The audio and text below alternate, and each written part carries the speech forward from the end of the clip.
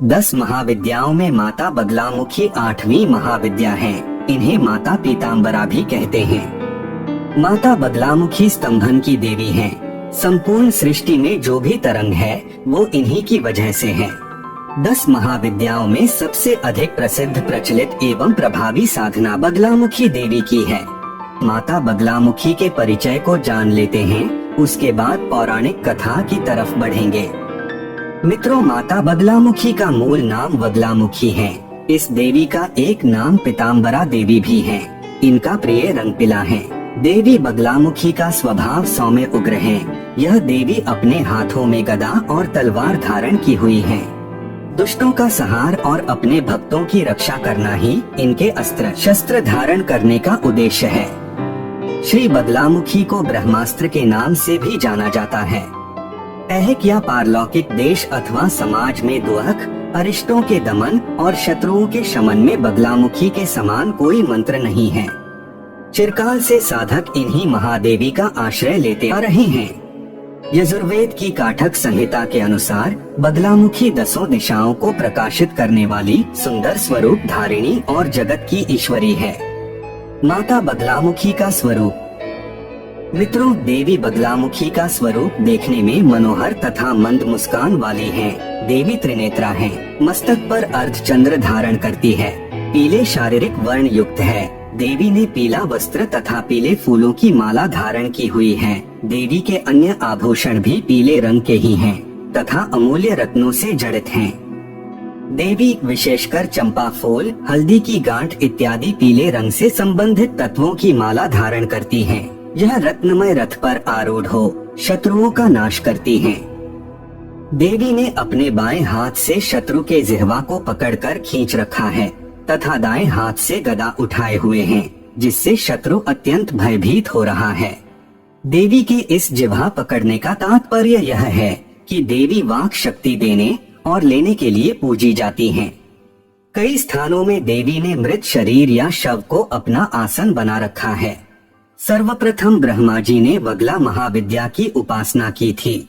बगलामुखी के दूसरे उपासक भगवान विष्णु और तीसरे उपासक परशुराम हुए। तो अब चलिए बिना देरी किए हुए माता बगलामुखी के प्रादुर्भाव के कथा की तरफ बढ़ते हैं और जानते हैं माता बगलामुखी के दिव्य कथा को। एक बार की बात है जब गणेश जी, कार्तिकेय जी, मार्कंडेय जी, अन्य देवगण माता काली के मुखमंडल से उनके 10 महाविद्या के प्रादुर्भाव और पूरे ब्रह्मांड की प्रलय और सृष्टि की रहस्य को सुन रहे थे, तो माता काली स्वयं अपने मुख से 10 महाविद्याओं में से अपने 8वां महाविद्या की प्रादुर्भाव की कथा सुनाते हुए कहती हैं कि हे देवगण, बात उस समय की है जब सृष्टि और ब्रह्मांड का निर्माण हो चुका था। काल चक्र अपने गति से चल रहा था और मेरे 7 महाविद्या का भी प्रादुर्भाव हो चुका था। अब सृष्टि को एक नई विद्या की आवश्यकता थी। मेरे इस महाविद्या के प्रादुर्भाव का कारण बना त्रिखुरासुर। त्रिखुरासुर बहुत ही चतुर और विवेकशील असुर था।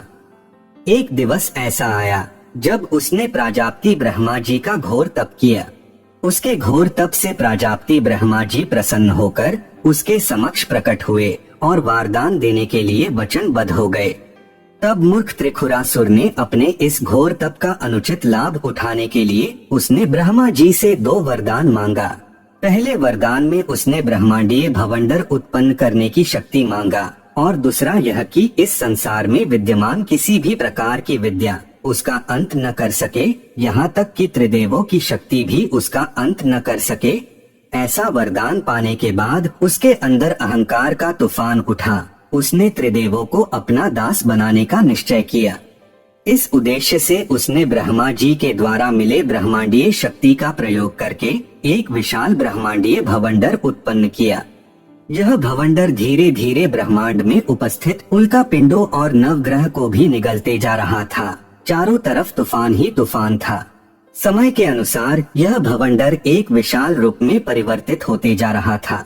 इस संकट को देखकर सृष्टि के पालनहार भगवान विष्णु चिंतित हो उठे। इस समस्या का कोई हल न हो पाया तो वे भगवान शिव का स्मरण करने लगे। तब भगवान शिव उनसे कहा कि हे देव, शक्ति के अतिरिक्त अन्य कोई इस विनाश को रोक नहीं सकता। अतः आप उनकी शरण में जाइए। तब भगवान विष्णु और ब्रह्मादेव हरिद्रा सरोवर के निकट पहुंचकर देवी महात्रिपुरा सुंदरी का स्तुति करने लगे। इनके स्तुति से प्रसन्न होकर महात्रिपुर सुंदरी प्रकट हुई। देवी शक्ति ने विष्णु जी और ब्रह्मा देव को बोली कि हे देव, आप चिंतित न हो, मुझे आपके आगमन के कारण ज्ञात हैं। इतना कहते हुए माता त्रिपुरा सुंदरी के हृदय से देवी बगलामुखी का प्रादुर्भाव हुआ। देवी बगलामुखी ने त्रिपुरा सुंदरी के आदेश पाकर त्रिखुरासुर से युद्ध करने को प्रस्तुत हुई। माता बगलामुखी ने त्रिखुरासुर के ऊपर सर्वप्रथम मोहन विद्या का प्रयोग किया, जिससे त्रिखुरासुर मोहित हो गया। इसके पश्चात देवी ने स्तंभन विद्या का प्रयोग कर विशालकाय भवंडर को स्तंभित करके सभी ग्रहों और नक्षत्रों को उसके संकट से मुक्त कराया। मोहन विद्या के प्रभाव में आकर त्रिखुरासुर की बुद्धि भ्रमित हो गया। इसके बाद देवी ने उच्चाटन विद्या का प्रयोग किया, जिससे त्रिखुरासुर एक पागल की भांति भटकने लगा। इसके बाद देवी ने त्रिखुरासुर का वध करके इस संसार को संकट मुक्त कराया। मित्रों, स्तंभन, मोहन, उच्चाटन विद्या एक ऐसी विद्या होती है जिसका प्रयोग कर प्रबल से अति प्रबल शत्रु के बुद्धि को अपने वश में किया जा सकता है। उसके बुद्धि को स्तंभित कर उसका सर्वनाश किया जा सकता है। यह विद्या व्यक्ति को दिमागी स्तर पर प्रहार करती है। लेकिन एक बात का हमेशा ध्यान में रखें, इस विद्या का अनुचित प्रयोग करने पर, निर्दोष जीवों को सताने पर, प्रकृति के विरुद्ध इसका प्रयोग करने वाले व्यक्ति का अंत बहुत कष्टदायी होता है। स्वयं माता बगलामुखी ऐसे साधकों का सर्वनाश करती हैं, उन्हें दंडित करती हैं। यह दुष्ट साधकों के लिए एक चेतावनी है। इसका प्रयोग केवल धर्म के रक्षा हेतु करना ही उचित माना गया है। मित्रों, अब आपको माता के पूजन व साधना विधि को बताते हैं। मित्रों, देवी बगलामुखी के साधना के लिए आप एक स्वच्छ स्थान का चुनाव करें। घर, मंदिर या फिर कोई अन्य स्थान जो स्वच्छ हो और आपके साधना के लिए उत्तम हो। साधना के समय आप पीला वस्त्र ही धारण करें और आसन भी पीले ही रंग की होना चाहिए। मंत्र जाप के लिए हल्दी की माला का प्रयोग करें। देवी को पीले हल्दी के ढेर पर दीप दान करें। देवी की मूर्ति पर पीला वस्त्र चढ़ाने से बड़ी बाधा भी नष्ट होती है। बगलामुखी देवी के मंत्रों से दुखों का नाश होता है। पूजा में कोई अनुचित चीज नहीं मांगे जो समाज कल्याण के विरुद्ध हो। आपके साधना या पूजा का उद्देश्य किसी को आहत पहुंचाने का नहीं होना चाहिए। जो न्यायप्रिय और सर्वप्रिय हो उसी की कामना करें। बगलामुखी विद्या का उपयोग भोग और मोक्ष दोनों की प्राप्ति के लिए किया जा सकता है। इनकी उपासना से हर दुर्लभ वस्तु प्राप्त हो सकती है, परंतु विशेष रूप से स्तंभन, शत्रु शमन, युद्ध, वाद विवाद, मुकदमा, प्रतियोगिता में विजय प्राप्त करने के लिए बगलामुखी अमोघ है। इस शक्ति की आराधना करने वाला मनुष्य अपने शत्रु को मनमाना कष्ट पहुंचा सकता है और अपने ऊपर आए कष्टों का निवारण भी कर सकता है। आइए अब देवी बगलामुखी के मंत्रों को जानते हैं। श्री बगलामुखी सर्व दुष्टाना वाचा मुखम पदन स्तंभय जिह्वा कील्य बुद्धि विनाशय हरि स्वाहा। माता बगलामुखी का यह विशेष मंत्र है। इस मंत्र का जाप प्रतिदिन अपने योग्यता अनुसार करें। मंत्र जाप में आप हल्दी के माला का प्रयोग करें। मंत्र जाप से पूर्व माता बगलामुखी का सामान्य पूजा करें। इसके जाप से शत्रु शांत होता है, कार्य शीघ्र सिद्ध होता है और देवी की कृपा आप पर सदैव बना रहता है।